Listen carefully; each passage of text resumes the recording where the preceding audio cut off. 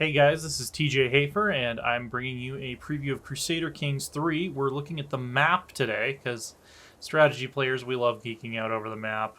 This is kind of a close-up of Scandinavia. As you can see, it's very detailed compared to the Crusader Kings 2 map, especially in the mountains here, and all the little lakes and inlets you can really see.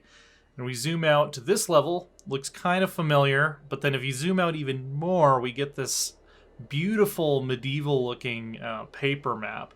This is the 867 start date, not the 1066 start date, which you might have seen already. So as you can see, as we scroll around, there's some countries that are familiar if you played this start date in Crusader Kings 2, some that are new. There's quite a bit more of West Africa down here around, I guess would be the Gold Coast area. East Africa goes down a little bit further south too, to Mogadishu, which was a very important area in this period. We also have the Mon and Pagan kingdoms over here in the east. We've got more of Tibet. We've got more of Mongolia. Lots of new tags, and also this sort of conspicuous jagged edge here. I would bet that they will probably add China at some point in the future, but that's just my speculation.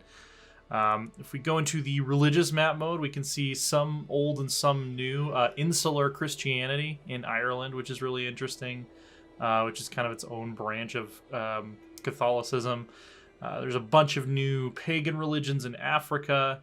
You've got different Sunni and Shia Muslim schools like the Ash'ari. Some new stuff in Tibet.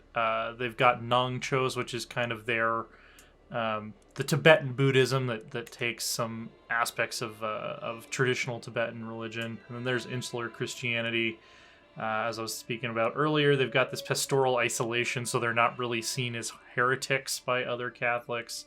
And then all of these doctrines are things that you can change if you choose to reform your religion, which is pretty cool. We'll take a look at the culture map mode. Again, some new and some old. We've got Cornish in the British Isles, finally. The Cornish are finally getting their due. A bunch of new cultures in Africa, especially the areas of Africa we didn't have before. They've split up some culture groups, like I think the Tuareg culture group has been split up.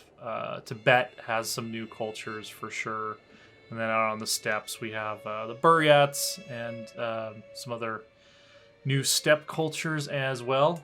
Every culture has their own sort of set of technological progresses, some unique ones, like the North Germanics get long ships, and then later on they can unlock Huskarls, which are a special unit, and almost every culture group in the game has a special unit type that can be unlocked at some point along the line. So that's the map for Crusader Kings 3. It's looking really cool.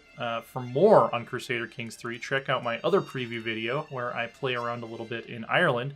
And for everything else Crusader Kings, keep it right here on IGN.